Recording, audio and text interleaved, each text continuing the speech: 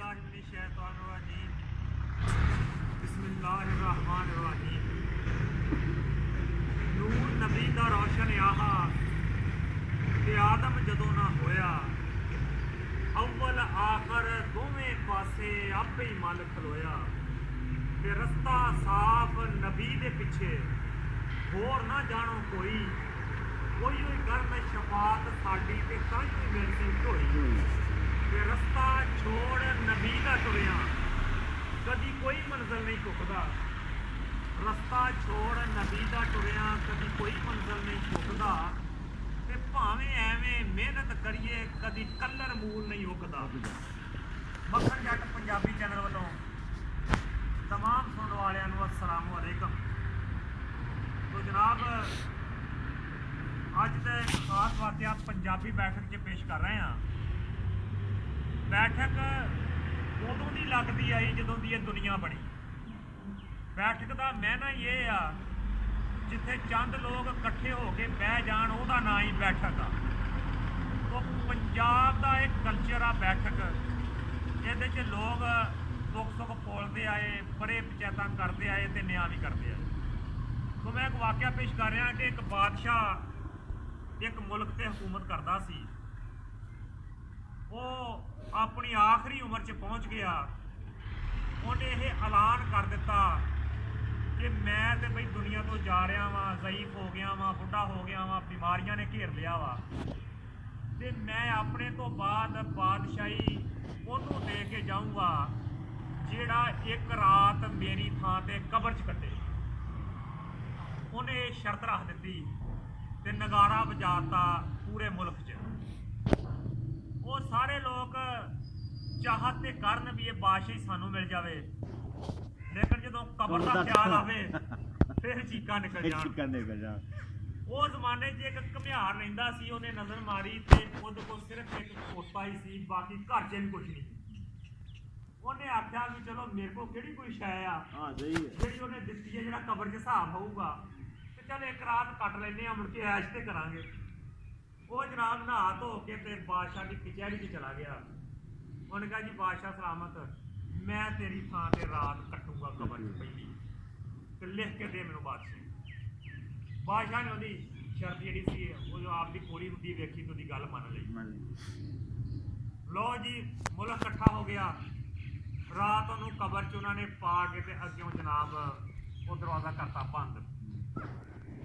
तो जो रात हुई फरिश्तिया ने आठ आया। फरिश्तिया कहने लगा भी मेरे को तो शै कोई नहीं सी, मैं तुहानू काहदा हिसाब देना। उन्हें कहा तेरे को शै हैगी सी, और फलाने दिन जिधर मीह आया सी आप तू रोटी खा ली सी ते गधा जिहड़ा खोता सी उहनूं तू भुखा सवाया सी, ये तू फड़िया गया वा ते फैसला की उन्हें जी 100 कोड़े मारो। लो जी पा लिया उन्होंने तो 100 मारे कोड़े। 100 कोड़े खाने तो बाद अजे उन्होंने सुकून आया ही कि हाँ भाई फलाने टाइम तू वो वजन वो औकात तो बहुता लग्या। यदा की फैसला उन्होंने जी 50 कोड़े होर मारो। 50 कोड़े होर मारे फिर हजे सीधा होया ही आ। उन्होंने कहा जी फलानी दोपहर तू इनू धुप्पे रखा सी, आप छावे रहा हुण की जी। उन्होंने जी पालो फिर लम्मा फिर हुण की जी हुण सरिये मारो। सरिये मारे। लो जी इस तरह ही करदे सारी रात लंघी तो खोते वाली कहानी हजे मगर सी। उन्हें कहा जी बाकी तेरा हिसाब होगा अगली रात। उन्हें कहा बस भाई मेरी जबान एक रात की आ। हुण अगले दिन जनाब उत्थे मुल्क इकट्ठा हो गया। हुण खून कबर चों कढ़ना ही बादशाही देनी सी। जो जनाब उन्होंने कबर चों कढ़िया तो कढ़द्या सारी उन्हें तो छूट लाती। वो प्यादे बादशाह के मगर मगर वो अगे अगे। जो जनाब सारा दिन दौड़ तो बाद शामी फड़ के लिया हम बादशाही च देनी। बादशाह की कचहरी च लिया। बादशाह ने पूछा लद्या बंदिया तू पूरी रात मेरी थां कबर से कटी आ, हुण इनाम लैन का वेड़ा आया सी, तू इन्ना दौड़ पिया गल की आ। वो मुल्क अगे खलो गया। उन्होंने लो भाई सजनों मैं राजी हाँ, बादशाह तुहाडे चों जिन्हों मर्जी हुकूमत दे। उन्हें कहा गल दस होया की? उन्हें कहा होना की सी एक खोते का हिसाब ही नहीं होया सारी रात। बादशाह साहब सारी बादशाही का हिसाब देना। उन्हें कहा एक खोते ने ਸਾਰੀ ਰਾਤ ਲੰਮੇ ਪਾਈ ਰੱਖਿਆ। ਗੁਰਜਾਂ ਵਾਲੇ ਗਏ ਤੇ ਕੋੜਿਆਂ ਵਾਲੇ ਆ ਗਏ, ਕੋੜਿਆਂ ਵਾਲੇ ਗਏ ਤੇ ਸੱਜੇ ਵਾਲੇ ਆ ਗਏ। ਹਜੇ ਇੱਕ ਖੋਤੇ ਦਾ ਹਿਸਾਬ ਉਹਨੇ ਕਿਹਾ, ਉਹਨਾਂ ਨੇ ਫਰਿੱਜ ਤੇ ਜਾਂਦਾ ਕਹਿ ਕੇ ਗਿਆ ਸੀ ਵੀ ਅਗਲਾ ਜਿਹੜਾ ਬਾਕੀ ਬਚਦਾ ਅਗਲੀ ਰਾਤ ਸਹੀ। ਤੇ ਉਹਨੇ ਕਿਹਾ ਮੇਰੀ ਬੱਸ, ਮੈਂ ਇਹ ਹਿਸਾਬ ਨਹੀਂ ਦੇ ਸਕਦਾ। ਇੱਕ ਖੋਤੇ ਨੇ ਸਾਰੀ ਰਾਤ ਕੱਢਤੀ ਤੇ ਸਾਰੇ ਮੁਲਕ ਦਾ ਹਿਸਾਬ ਦੇਣਾ ਪਿਆ ਤੇ ਡਾਢੀ ਔਖੀ ਗੱਲ ਆ। ਤੋ ਹਜ਼ਰਾਤੇ ਗ੍ਰਾਮੀ, ਇਹ ਜਿਹੜੇ ਬਾਦਸ਼ਾਹੀਆਂ ਦੀਆਂ ਕੁਰਸੀਆਂ ਤੇ ਬੈਠੇ ਆ, ਇਹ ਜਿਹੜੇ ਲੋਕ ਹੁਕਮਰਾਨੀ ਦੀ ਕੁਰਸੀ ਤੇ ਬੈਠੇ ਆ, ਅਦਲੋ ਇਨਸਾਫ ਦੀ ਕੁਰਸੀ ਤੇ ਬੈਠੇ ਆ, ਇਹ ਐਵੇਂ ਨਾ ਸਮਝਿਆ ਜੇ ਇਹ ਬੜਾ ਲੰਮਾ ਔਖਾ ਪੈਂਡਾ ਹੀ ਉਹ। ਇਹ ਕਬਰ 'ਚ ਬੜੇ ਹਿਸਾਬ ਦੇਣੇ ਪੈਣੇ ਆ। ਹਜ਼ਰਤ ਉਮਰ ਰਜ਼ੀ ਅੱਲਾਹ ਤਾਲਾ ਅਨਹੂ ਆਂਦੇ 10 ਸਾਲ ਬਾਅਦ ਕਿਸੇ ਨੂੰ ਖ਼ਾਬ 'ਚ ਮਿਲੇ ਸੀ ਤੇ 10 ਸਾਲ ਬਾਅਦ ਉਹਨਾਂ ਨੇ ਆਖਿਆ ਸੀ ਵੀ ਅੱਜ ਫਾਰਗ ਹੋਇਆ ਵਾ ਬਾਦਸ਼ਾਹੀ ਦੇ ਹਿਸਾਬ ਤੋਂ। ਇੱਕ ਰਵਾਇਤ 'ਚ 10 ਸਾਲ, ਇੱਕ ਰਵਾਇਤ 'ਚ 27 ਸਾਲ। ਤੇ ਜਨਾਬ ਇਹ ਜਿਹੜੇ ਹੁਕਮਰਾਨ ਨੂੰ ਚਾਅ ਚੜੇ ਆ, ਇਹ ਚਾਚਾ ਪੀਰੋ ਬੜੇ ਲੰਬੇ ਹਿਸਾਬ ਦੇਣੇ ਪੈਣੇ ਆ।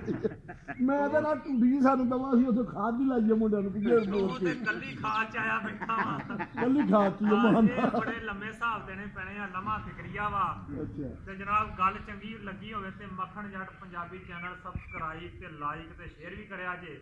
ਤੇ ਅਗਲੀ ਵੀਡੀਓ ਤੱਕ ਅੱਲਾ ਦੀ ਜ਼ਾਤ ਤੁਹਾਨੂੰ ਆਪਣੀ ਹਿਫਜ਼ੋ ਅਮਾਨ 'ਚ ਰੱਖੇ, ਆਪਣਾ ਬਹੁਤ ਸਾਰਾ ਖਿਆਲ ਰੱਖਿਆ ਜੇ। ਸੋ ਜਨਾਬ ਸਾਰਿਆਂ ਨੂੰ ਅਸਲਾਮੁਅਲੈਕੁਮ, ਅੱਲਾ ਹਾਫ਼ਿਜ਼।